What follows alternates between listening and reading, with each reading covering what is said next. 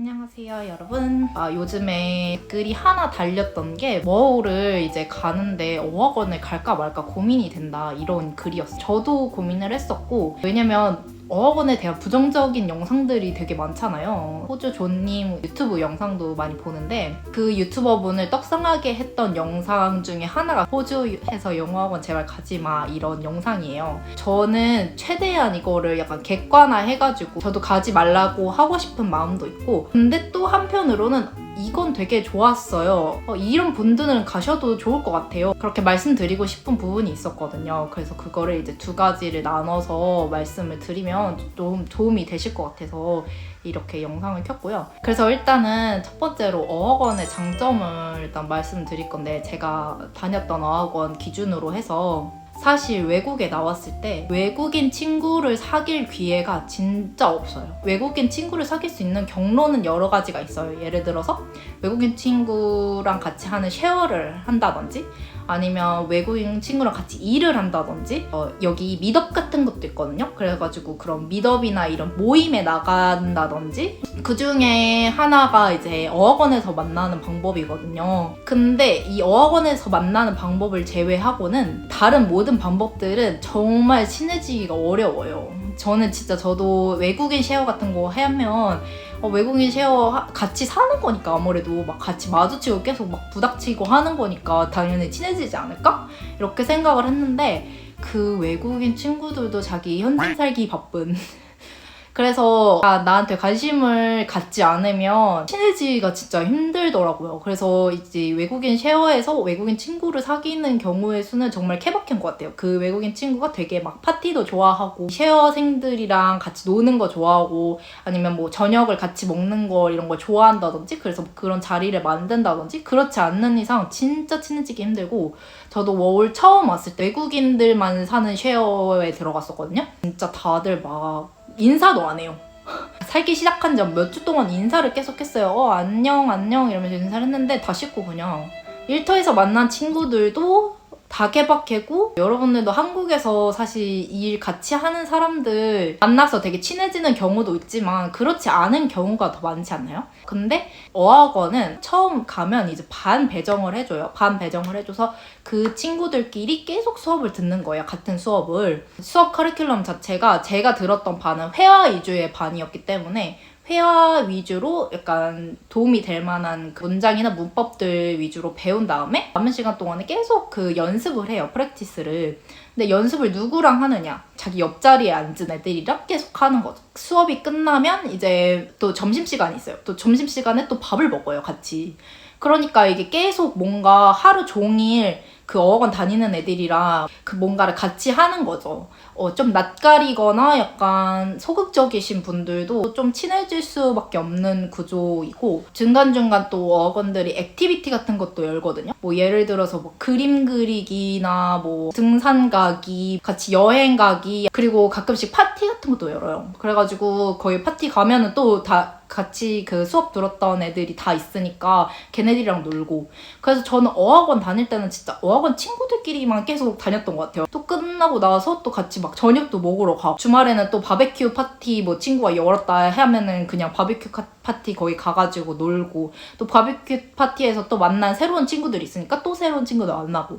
워홀 때는 어학원 안 다니니까 친구가 만날 길이 진짜 뚝 끊긴 거예요. 어학원에서 만났던 친구들도 다 친구가 되었지만 이제 그 친구들도 그러니까 하나둘씩 다 떠나가고 이러니까 나중에는 이제 나만 아는 친구가 없더라. 진짜 어학원만큼 친구 사귀기 좋은 그런 데는 없는 것 같아요. 그래서 그게 어학원의 약간 첫 번째 장점이고, 어떻게 커리큘럼이 구성이 돼 있나 말씀을 드리면, 첫 번째 1교시, 2교시는 이제 회화를 할 때 자주 쓰이는 표현들, 그 표현에 관련된 또 문법들 이런 거 위주로 이제 공부를 해요. 그런 다음에 어학원 친구들이랑 이제 연습을 계속 하는 거예요. 다른 클래스로 넘어가면 이제 주제를 선택할 수가 있어요.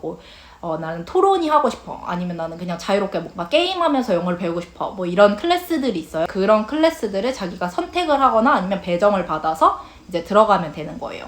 근데 사실 이제 문법을 배우게 되면 뭐 우리나라에서 문법 지금 한 십몇 년 동안 다 배워가지고 문법 다 떼고 왔는데 호주 와서까지 문법을 또 배워야 돼? 약간 이런 생각 하시잖아요. 제가 어학원에서 되게 크게 느꼈던 점은 우리나라에서 배웠던 그 막 자동사, 타동사 막 이런 어려운 단어 쓰면서 배웠던 그런 문법들과는 전혀 다른 영어권에서 자주 쓰이는 그런 문법들 있잖아요. 그런 문법들을 좀 꼭꼭 집어서 가르쳐주는?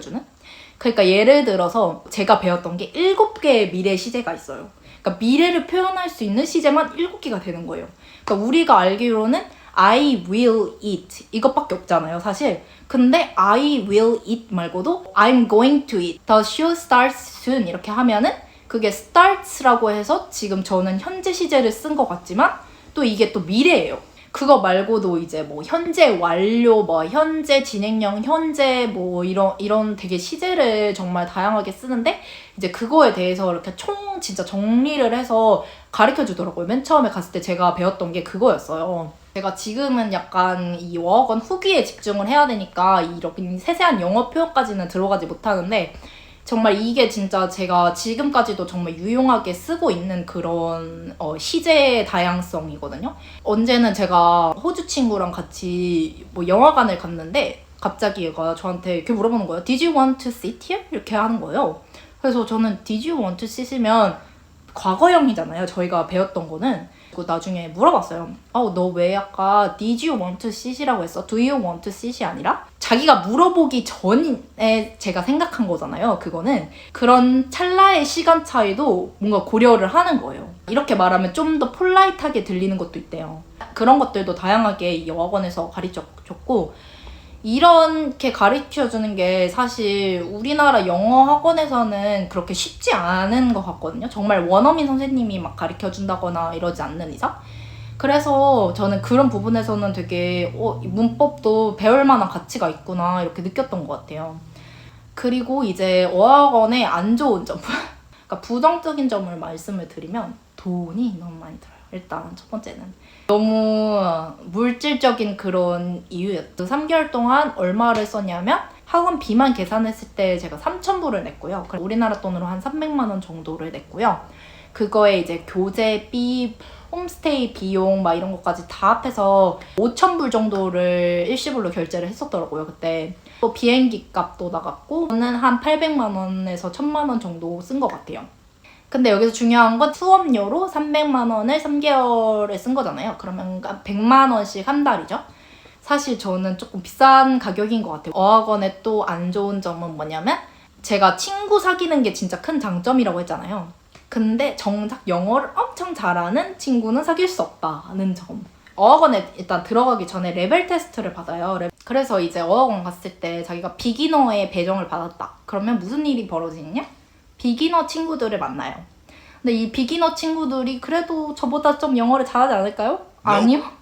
그냥 똑같아요. 똑같거나 오히려 더 못할 수도 있어요, 영어를. 비기너 친구를 만나면 이제 무슨 일이 벌어지느냐? 영어를 안 배우고 친구의 언어를 배우려고 해요. 일본인인 비기너 친구를 만났다. 그럼 자꾸 일본어를 배우는 거예요. 그래서 무슨 영어 학원에 왔으면서 배우란 영어는 안 배우고 있고 일본어를 배우고 앉아있나 약간 이런 생각을 했었던 그런 경험으로 비춰봤을 때 영어 실력은 못 늘리고 다른 언어 괜히 이런 막 주어 담는 그것도 막 제대로 배우는 것도 아니야. 그냥 주어 담는 그런 일본어, 주어 담는 브라질어 실력 약간 이런 식으로 되는 거죠.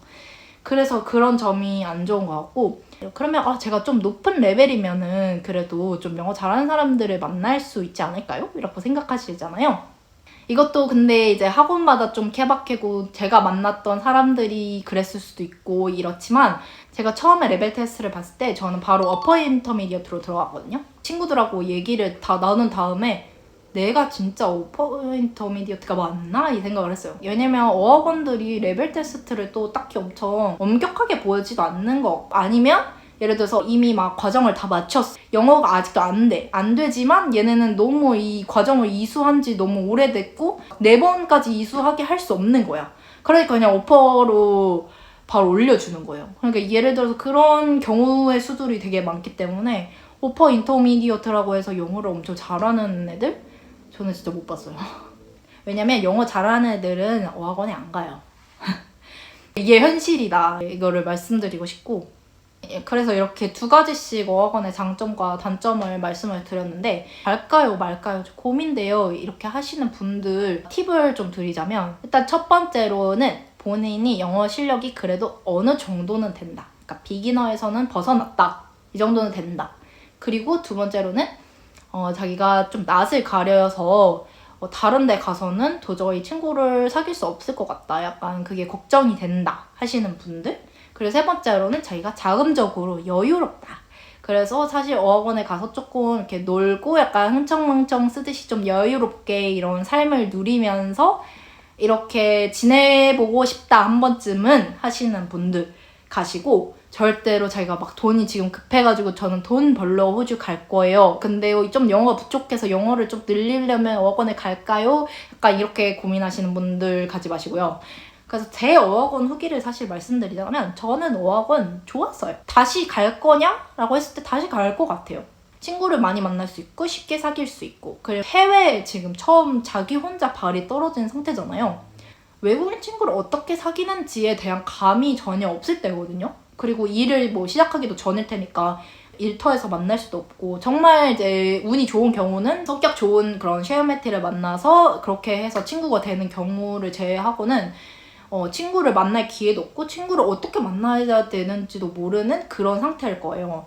그래서 그런 상태에서 이제 일단 처음으로 딱 어학원을 가시면 어학원에서는 다 그런 거를 만들어주니까, 그런 자리를, 친구를 만들 수 있는 그런 자리에서 먼저 시작해서, 그럼 걔네들이 또 친구가 있을 거 아니에요. 걔네들이 아무리 영어를 못하더라도 걔네들이 친구 한 명이 오지야 막 이런 경우가 있단 말이에요, 분명히. 그러면은 걔네를 통해서 오지 친구를 또 알게 되고 이렇게 되는 거예요. 그렇게 친구를 사귈 수 있는 그런 기회가 많았어서 저는 사실 되게 좋았죠. 나는 진짜 열심히 돈을 벌어야 되는데 내가 지금 뭐 하는 거야? 막 이런 상황이시면 사실 어학원은 정말 비추예요. 워홀 비자가 1년이잖아요. 그래서 이 1년이 정말 길게 느껴지시는 분들도 있고, 저 같은 경우는 1년이 사실 엄청 짧게 느껴졌었던 것 같아요. 예를 들어서 제가 3개월 동안 어학원만 다녔어요. 그러면 그 3개월은 없어지는 거잖아요. 그러면 이제 일을 구할 때도 사실 나는 비자가 1년 남았어, 나는 비자가 7개월 남았어, 이게 차이가 좀 크긴 크거든요. 제가 했던 루트가 제가 봤을 때는 되게 완벽한 그런 루트였던 것 같아요. 그러니까 3개월 동안 여행 비자로 와가지고 어학원 딱 집중적으로 다니고, 친구도 집중적으로 만들고, 다음에 이제 워홀로 다시 와가지고 이제 워홀 1년을 낭비 없이 보냈던 게, 전 그때 되게 생각 없이 그냥 했거든요. 근데 제가 생각해도 되게 좀 완벽한 루트였지 않나, 뭔가 시간 낭비, 돈 낭비 없이 그렇게 생각을 해요. 근데 또 여기서 제가 좀 후회했던 점은, 저는 한국에서 어떻게 어학원을 선택했냐면, 강남에 길거리 거닐다가 이렇게 보이는 유학원 중에 하나를 그냥 들어가서 거기서 상담받고 거기서 그냥 바로 결제해가지고 거기서 막 다 해준다 그래가지고 너무 좋아요, 다 해준다고요? 막 그렇게 해가지고 결정한 타입이거든요. 유학원 분들보다는 특히 막 유튜버를 통해서 정보를 찾아가지고 가시는 거를 좀 더 추천을 드리는 게, 유학원들도 정말 많은 정보를 알려주세요. 근데 한국에 계신 특히 유학원 공부하시는 분들은 정보를 얻는 출처가 자기들이 보냈던 학생들 아니면 없어요. 자기가 직접 경험한 게 아니야. 그러니까 잘 몰라요, 사실. 잘 모르기도 하고, 그냥 자기가 진짜 어디서 주워 들은 정보, 그런 거 대비해서 아무래도 자기가 직접 경험한 거랑 이제 틀리잖아요. 저는 이제 그런 게 어떤 게 있었냐면, 이 학원을 추천해줄 때 한국인 비율이 진짜 적어요, 이렇게 말씀을 하셔서 딱 갔는데 그 동네 자체는 한국인 진짜 없긴 없어요. 근데 그 학원에 가니까 한국인들 진짜 많은 거예요. 그리고 특히 제 반에 막 한국인 4명 있고, 막 제가 브리즈번으로 왔잖아요. 근데 브리즈번 날씨를 설명해 주셨는데, 브리즈번은 365일 중에 360일이 맑은 그런 도시로 유명하답니다. 약간 이렇게 설명을 해주셨거든요. 근데 그거 내가 봤을 때 약간 구글에서 어디서 나온 정보야. 왜냐면 제가 왔을 때 또 이 브리즈번이 겨울이었어가지고, 브리즈번도 추워요. 맑지도 않아요. 비가 엄청 많이 내리고 겨울에는 브리즈번이 365일 중에 360일이 맑다고 했는데 지금 2주째 비가 오고 있는데 이게 무슨 일이지? 약간 막 이렇게 생각했었거든요. 뉴학원에서 하실 때는 저처럼 이렇게 막 3개월을 한 번에 팡 결제해가지고 막 팡 일시불로 하시지 마시고 본인이 좀 많이 알아보시고 그러는 걸 좀 추천을 드리고요. 한 달 정도 결제를 해서 오셔서 뭐 경험을 해보시고 아 여기가 좀 마음에 안 든다, 여기 생각보다 한국인이 너무 많은데? 이러면 이제 다른 어학원을 이제 돌아다니시면서, 저는 어학원은 꼭 직접 가셔가지고 그 어학원의 분위기나 이런 걸 직접 경험해보시고 선택을 하는 거를 추천을 드립니다. 그러면 여기까지 지금 어학원을 갈까 말까 고민하시는 분들에게 도움이 될 만한 정보였는지 모르겠어요? 그리고 제가 지금까지 말씀드렸던 거 말고 궁금하신 점이 있으시면 댓글로 남겨주시면은, 댓글 남겨주시는 분이 없기 때문에 저는 항상 수시로 체크하고 수시로 댓글을 다 달고 있어요. 그래가지고 댓글을 달아주시면 제가 수시로 체크해가지고 거의 1초 만에 답변을 달아드리니까 댓글 달아주세요.